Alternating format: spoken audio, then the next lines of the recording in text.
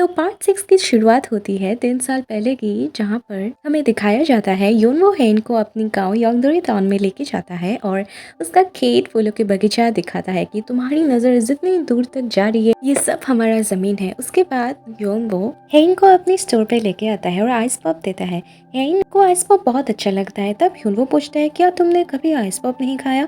तब हेन बोलती है नहीं। योनवो पूछता है क्या तुम्हें बचपन में मॉम ने आइस पॉप नहीं दिलाई थी? तब हेन बोलती है नहीं। तो ये सब सुन के तो योनवो को बहुत बुरा लगता है, क्योंकि योनवो को तब तक हेन की असली स्टेटस पता ही नहीं था। उसे लगता है हेन की फैमिली बहुत पुअर है। तब योनवो बोलता है हाँ मैं समझ सकता हूँ। तब हेन बोलते हैं क्या समझ सकते हो? तब योनवो बोलता है तुम हमेशा ओल्ड टाइप के कपड़े पहनते हो। तब हेन बोलते हैं वो तो विंटेज स्टाइल है जो मैंने खास यूरोप से। तभी योनवो उसे रोक लेता है और बोलता है कि आज भी तुम जो कपड़े पहन रहे हो वो मेरी दादी पहनती है। तब हेन बोलती है तुम्हें पता भी है इसका प्राइस क्या है? अगर पता चलेगा तो तुम शॉक में रहोगे। तब योनवो बोलता है अब तुम्हें इतने प्रिटेंड करने की जरूरत नहीं है, मैं समझता हूँ। तब हेन बोलते हैं ट्रस्ट मी मैं इतनी भी पुअर नहीं हूँ। लेकिन योनवो तो मानने को तैयार ही नहीं है। वो बोलता है कि तुम चिंता मत करो, मैं तुम्हें सब खुशी दूंगी। आज तक तुम्हें जो नहीं मिला मैं वो सब दूंगा। अगर तुम्हारी फैमिली कर्जे पे भी हो तो कोई दिक्कत नहीं है, मैं कर्जा उतारूंगा। तब हेन हंस के बोलते हैं मेरी फैमिली कर्जे पे? तब बोलता है हाँ मुझे इनसे कोई प्रॉब्लम नहीं है, मैं तुम्हें खुश दिखना चाहता हूँ और मैं खुश रखूंगा तुम्हें। हेन तो उसकी बातें सुनते ही रहता है। यही बात थी 3 साल पहले की जब उन लोगों की लव स्टोरी स्टार्ट हुई थी। कमिंग बैक टू प्रेजेंट, ये सब थॉट्स हेन के दिमाग में आ रही थी जब वो मरने वाली थी। यहाँ की जंगली सुअर उसको अटैक करने वाला था और तभी योनवो आके जंगली सुअर को मार देता है और हेन को बचा लेता है। हेन हेलोसिनेशन से बाहर आती है। तब योनवो उससे पूछता है तुम ठीक तो हो ना? योनवो को सामने देखकर हेन को सुकून मिलता है। तभी योंगसुंग भी आ जाता है और हेन को पूछता है कि तुम ठीक तो हो ना? और योनवो बोलता है कि तुम दिए गए इलाका से बाहर हो, हेन की तबीयत ठीक नहीं है तो मैं हेन को ले जा रहा हूँ। रास्ते में हेन बोलते हैं कि आज तो मुझे लगा था मैं मरने ही वाली थी। ऐसे जाते उसे मोच आ जाता है और योनवो उसे कैरी करके लेके जाता है। ये देख के तो सुचोल और डैड को शॉक मिल जाता है कि ये दोनों सच में। दूसरी तरफ सियोली और हेन की मॉम कुछ बात कर रहे थे कि तभी अचानक सुचोल आके मॉम को बोलता है कि हेन को चोट लगी है। ये बात सुन के तो मॉम हेन के पास भाग के जाती है और डॉक्टर को बुलाने के लिए बोलता है, लेकिन हेन बोलता है मैं ठीक हूँ। उधर तो बॉम्जा आंटी योनवो का बहुत तारीफ करता है और डैड भी काफी इम्प्रेस्ड हुए थे योनवो से। सुचोल बोलता है मुझे तो लगा था जीजा जी को गन चलाना ही नहीं आता। तब डैड बोलता है कि ते काबिल कहते हैं योनवो को गन चलाना बहुत अच्छे से आता है, क्योंकि जंगली सुअर को मारना इतना आसान नहीं है, उसे एक पॉइंट चाहिए होता है। बट मॉम बोलते हैं कि हाँ वो लकी था, नहीं तो आज क्या अनहोनी हो जाता। तब हेन बोलते हैं योनवो के लिए गन चलाना कोई नई बात नहीं है, वो मिलिट्री और गार्ड टीम का बेस्ट शूटर रह चुका है। ये सुन के तो सब हैरान होते हैं। सुचोल बोलता है मुझे तो ये सब मालूम ही नहीं था। तब हेन बोलती है अब पता चला जो तुम उससे शूटिंग सिखाने जाने वाले थे, तुम कितने बड़े बुद्धू हो। दूसरी तरफ योनवो जाता है जंगल में, जहाँ पर चेक करने के लिए कि जंगली सुअर अचानक से कैसे आ गया। तभी उसकी नजर पड़ता है फेंसिंग पे जो एक तरफ से कटा हुआ था और वो देखता है चारा जहाँ पर चारों तरफ फैले हुए थे। तभी उसे लगता है कि किसी ने ये काम जानबूझ के किया होगा। तो दूसरी सीन में सब लोग खाने के लिए बैठे हुए होते हैं। तभी योनवो बोलता है उस फेंसिंग कटा हुआ के बारे में। तभी सियोली बोलते हैं वो तो चेयरमैन का इलाका है, क्या मिस्टर होंग को किसी ने? बोमजा बोलती है क्या क्या बोल रहे हो, क्या मेरे डैड को किसने मारने की कोशिश किया है? चेयरमैन बोलता है मैं खुद सीसीटीवी फुटेज चेक करूंगा। बटलर बोलते हाँ मैं आपको सब रेडी करके दूंगी। चेयरमैन बोलते हैं अब सब खाना खाएं। यहाँ पे तो योनवो की बड़ी खातिरदारी होता है, क्योंकि आज से पहले उसकी इतनी खातिरदारी कभी नहीं हुई थी।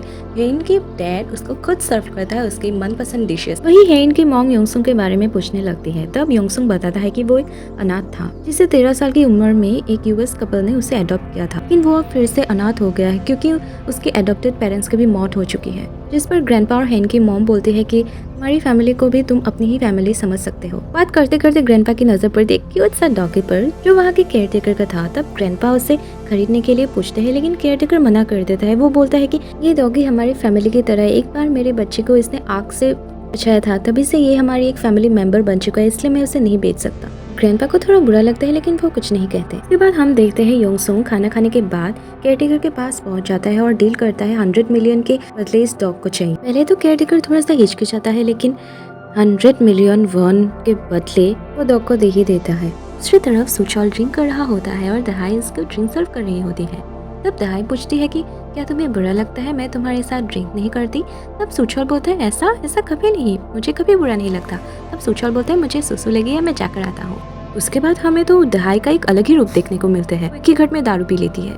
सुचोल जब वॉशरूम से आता है तभी देखता है कि हॉल में योनवो बैठा है। तभी बोलते हैं तुम यहाँ पे हॉल पे क्यों बैठे हो, सोने क्यों नहीं जाते? योनवो बोलते हैं हाँ मैं जाने ही वाला था। ये सुन के सुचोल जाने ही वाला होता है कि तभी योनवो रोक लेता है और बोलता है कि तुम्हारी कंपनी में जो केस चल रहा था तुम उसके बारे में मुझे पूछे थे ना, तो आओ मैं उसके बारे में तुम्हें अच्छे से एक्सप्लेन करूंगा और अच्छे से मैं तुम्हें बोलूंगा कैसे सॉल्व करना है और मेरे जैसे काबिल कैसे बनना है। सुचोल बोलते हैं ये मुझे अभी नहीं डिस्कस करना और बोलता है कि आप मेरी दीदी से डर रही है ना ऊपर जाने के लिए। तब योनवो बहुत जोर जोर से हंसता है, ऐसा कुछ नहीं है, जाओ जब तो अपने कमरे में जैसे बोल के वो जाने लगता है। तब सुचोल बोलते हैं आपका कमरा 2nd फ्लोर पे है, वहाँ पे जाइए, वहाँ पे जाइएगा, ठीक है, बाहर मत जाइएगा। योनवो धीरे धीरे से कमरे में एंटर करता है, अपना कोट हैंगर पर टांगता है और धीरे धीरे से बेड पर सोने के लिए कोशिश करता है। तभी हेन उसे बोलते इतनी देर तुम कहाँ थे? योनवो बोलते तुम अभी तक सोई नहीं? हेन बोलते नहीं, सोने की कोशिश कर रही हूँ। योनवो बोलते हैं मुझे हॉल में सुचोल मिला था, वो उसी के साथ कुछ बात कर रही थी। तब हेन बोलते क्या उसने तुम्हें फिर से तंग किया? रुको मैं अभी जाकर उसे सबक सिखाता हूँ। तब योनवो बोलते नहीं नहीं ऐसे कुछ नहीं है, रात हो चुका है, जाने दो। उसके बाद हेन बोलते मेरा ज़रा बटन खोल दोगे? तब योनवो शर्म के मारे तो लाल हो जाता है और धीरे धीरे से बटन खोलने लगता है। तब हेन बोलते छोड़ो मैं खुद ही कर लूँगी। हेन के हाथ में दर्द हो रही थी इसलिए उसने योनवो को बोला था। हेन बोलते क्या तुम नहीं खोलोगे? योनवो बोलते है क्या? तब हेन बोलते हाँ तुम क्या शावर नहीं लोगे? योनवो बोलते क्या ज़रूरी है शावर लेना? उसके बाद वो शावर लेने के लिए जाता है और सोचता है क्या मैं यहीं रुक जाऊँ पूरी रात। दूसरी तरफ हमारी हेन तो योनवो की ख्यालों में डूबी रहती है, कैसे उसने उसको बचाया था, और ब्लश करने लगती है, लेकिन खुद को बोलती है क्या उसमें इतना खास बात नहीं है जो मैं इतनी सोच रही हूँ उसके बारे में। तभी वो उसको कैरी करने वाली बात सोचती है।